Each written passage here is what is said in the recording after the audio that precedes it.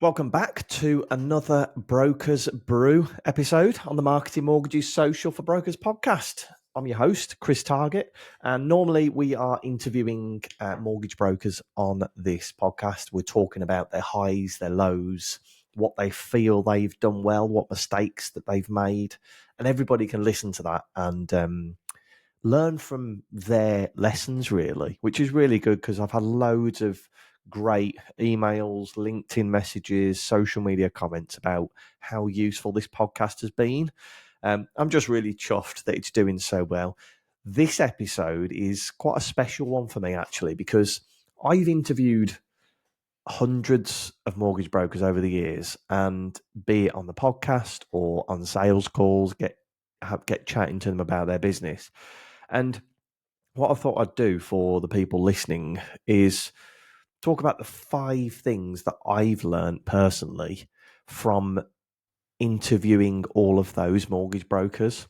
So, kind of like a bit of a cheat sheet, I suppose, from the successful mortgage brokers that I have spoken to. And when I say successful, I don't necessarily mean like the companies that are absolutely massive. It might be a really successful self-employed mortgage broker that's done something that I think, that's great. That is, I wish I could tell more people about that.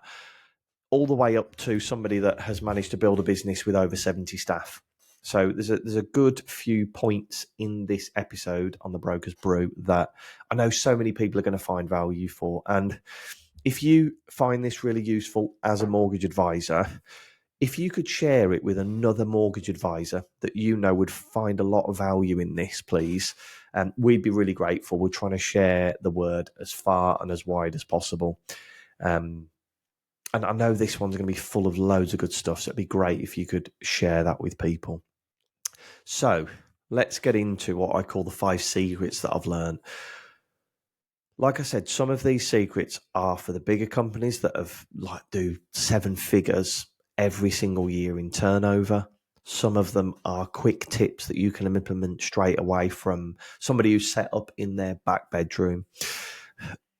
The reason I wanted to put this together is because most mortgage advisors that I see with some of these tips fail because they listen to other business owners at networking events or friends that had an auntie that once ran a business, but haven't actually listened to what mortgage brokers have done. Because everybody knows somebody that's run a business, but does it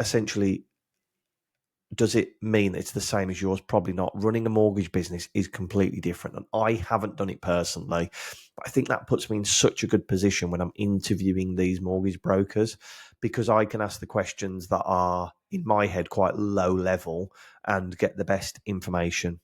Okay? Right. So let's jump into it. Number 1, I'm going to say something. More referrals aren't the answer. Okay? The first thing, one thing I quickly learned is that most successful mortgage advisors don't just rely on referrals. Okay. They realize they're a valuable part of generating business and lead generation, but they're not their primary source of business. And the main reason is because they're not reliable enough to count on for consistent growth. So you might put out a refer a friend scheme tomorrow and you get an influx of leads off the back of that. Okay. That isn't consistent growth. You might have it one month, but then not the next. What happens when you've exhausted your complete list? Okay. You can't go back to the other people. I suppose you could, but it's not going to be as effective. Okay.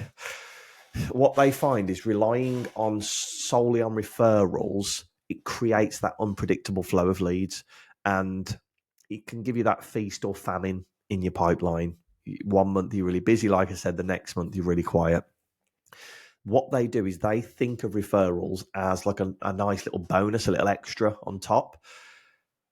What they're thinking about is they need to build a stable, proactive lead gen system that works for them all year round instead of just relying on some referrals one month and then not the other. Okay, so that's point 1, not relying on referrals. Point 2 is they hire an admin as soon as possible. Okay. This is one thing that I've noticed from the top performing mortgage advisors. And when I say top performing, it's the people that are consistent with their growth. Okay, so it could be a one-person band that's hired an admin, or it could be somebody that has 10 brokers that hires an admin for each broker. And this is what they have in common. They invest in an admin and they do it sooner rather than later. So if you've listened to the podcast before, especially when I'm talking to people with 10 plus staff on their team as a mortgage broker, I always ask them, when did you know it was time to hire somebody? And most people say it's when I was working like 12, 14 hours days. I knew it was time to hire them then. Okay. And all of them say, I wish I'd have done it sooner. So take the lesson from them. Don't wait till you get to 12, 14 hours a day. And I appreciate it feels like a risk when you're hiring an admin. And I've personally done it myself. I got to a point where I hired our first member of staff, Sophie. And it is scary because you're thinking I'm responsible for somebody else's wage. But what I would say, listening to people, listening to these successful mortgage advisors, they do it. They did it too late. They say they wish they'd have done it sooner and they could have grown quicker. And having that admin, it's not just about offloading paperwork or getting us to submit a case. It's about, think about it like reclaiming your time to focus on your high value activities. So what could they be? It could be doing more appointments. That's obviously a high value time saving exercise. It could be going through your back book and speaking to people about protection. It could be looking at your marketing efforts. So putting yourself out there, doing social media videos. You can't do half of these things if you're still keying cases. And this is what the successful mortgage advisors do. They realize that an admin, yes, they might cost X per year, but how many hours are they giving me back every single week?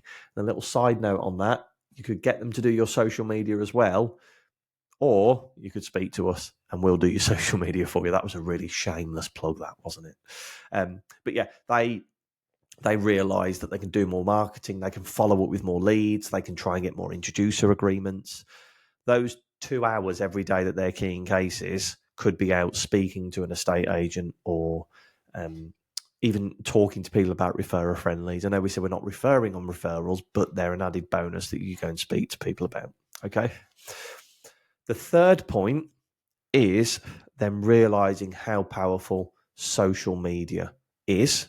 And the one thing that they always said, the people that are successful on social media, so the people that have over 50,000 followers on TikTok, the people that generate over 70% of their leads on social media, the people that are they're well-known celebrities in their local area.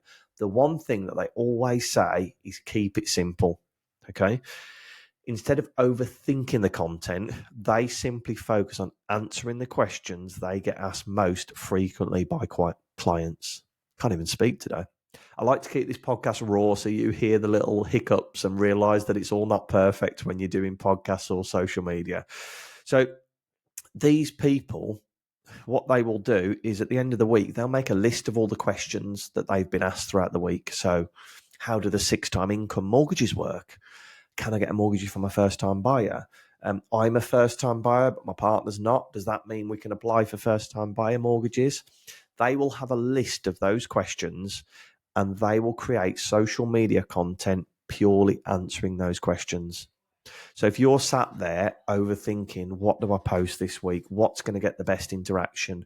What's going to be the most informative post? Simply have a notebook by the side of your computer and write down every question that you get asked throughout the week. Then at the end of that week, look through that list and pick 3 to 5 topics that you can do a social media post on, a blog, a video. That's how they do it. They keep it simple. Okay.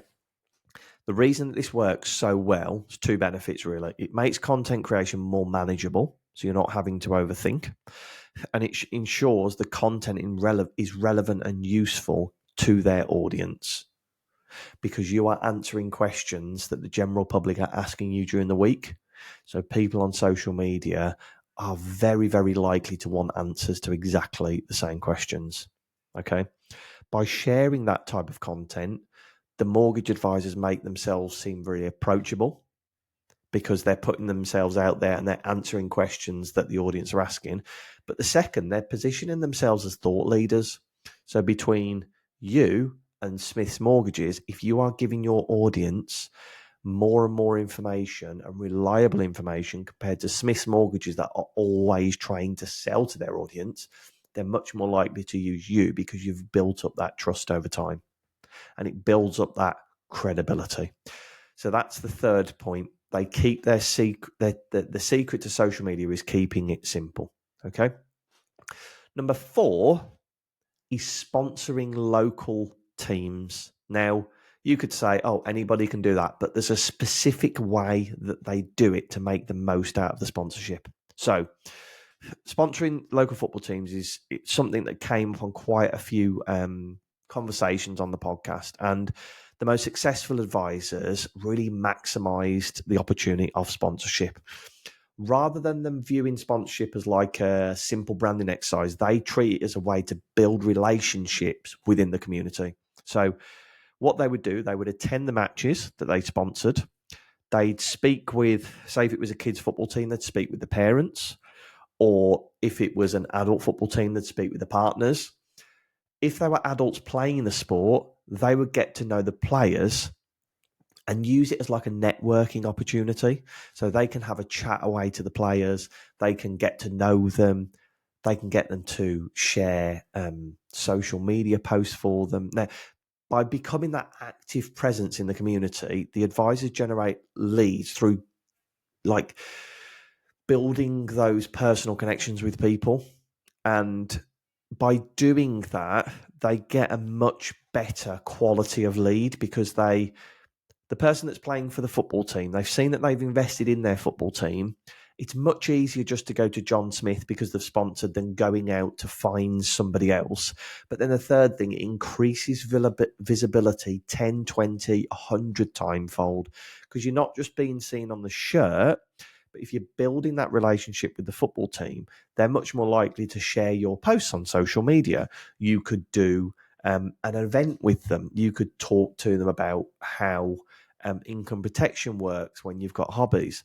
It's more than just having the name on the shirt. This is how people see it. The sponsorship opens the door to, say, if you think a football team, for example, 11 players plus subs, 16 players plus their partners, 30 people, plus the people that are involved with the club, so coaches, 50 people. And then if they introduce you to 2 people each, I'm not going to do the maths because I'm not very good at that, but you can see that that opens the door to so many more people. Okay. So this is what successful people do, mortgage brokers do. They don't just think about sponsorship as a logo on the front of the shirt. They will think about it as an opportunity to open doors to hundreds of people. Okay. And then the 5th one, and this is, I'm going to say this, if you phone one of your clients and they say if you phone them about it's coming up for renewal, the mortgage is coming up for renewal 6 months out, and you're calling them or you're emailing them and they go, sorry, who's this? That's the dreaded sentence. And that proves that you haven't kept in touch with your past clients. And this is what successful mortgage brokers do. They keep in touch with their clients because it's critical, not just for now, but for your long-term success. And unfortunately, many mortgage advisors make the mistake of going silent after the mortgage completes. And then months or even years later, when it's time for their renewal date, you call them and they can't remember who you are, and you're in trouble then because you've got to start that relationship all again. Even if they absolutely loved your service 2 years ago when they took out a fixed rate, they might not remember you now. So what they do is they keep that consistent, just drip feeding their brand into their social media feed. So they'll do it through social media. They might send out newsletters, birthday messages, Christmas messages, or just simple kind of like update check-in emails, and it keeps you on the client's radar and maintains that relationship. WhatsApp is another great way to do that. If you haven't ever used WhatsApp broadcast lists, go over to our website, socialforbrokers.com/blog, and you can see how to use a WhatsApp broadcast list that keeps you front of mind with your clients. If you keep them up to date and you just nurture that relationship over the years. When it comes to the time for them to make their mortgage decision, you'll be front of mind, and you'll be the one that they either remember to call, or when you do call them, they actually know who you are. So that is the fifth tip that successful mortgage brokers do, is keep in touch with their clients, regardless of how long it is since they last did business with them. So those are the 5 things that I've learned from mortgage brokers, and it's something that I have taken away from this personally. I do a lot of these tips now, just simply listening to other successful mortgage advisors that run a business. So go and put those 5 things into play and let me know how you get on, and I'll catch you on the next episode of the Brokers Brew podcast.